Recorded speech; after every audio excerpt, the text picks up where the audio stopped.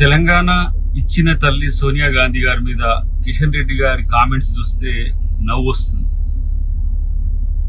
ఇవాళ ఎన్ని అవాంతరాలు ఎదురైనా తెలంగాణను ఇచ్చిన ఒక తెలంగాణ దేవతగా సోనియా గాంధీ గారిని తెలంగాణ సమాజం చూసే క్రమంలో వారు మోడీ గారి నేతృత్వంలో పనిచేస్తున్నారు. మోడీ గారి యొక్క అభిప్రాయం తెలంగాణ మీద ఏందో తెలుసా? తల్లిని చంపి బిడ్డని బతికించిండ్రు అని.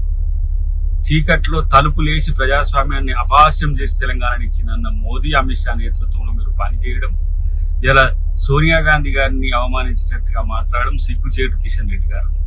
అఫ్కోర్స్ ఆ రోజు మీరు జేఏసీలో మాతో కలిసి దీక్షలు చేసిండ్రు, పోరాటాలు చేసిండ్రు, కాదనలేదు. కానీ మీరు రాజకీయాల కోసం, లేదంటే ఇలా తెలంగాణలో మీ అస్తిత్వాన్ని నిలుపుకోవడం కోసం తెలంగాణ ఇచ్చిన తల్లిని, తెలంగాణ తల్లి సోనియా గాంధీని కించపరిచే విధంగా మాట్లాడడం, ఆమె ఏ హోదాలో తెలంగాణలో పాల్గొంటుందనడం అనేది నిజంగా ఒక రకంగా మీకే అవమానకరం.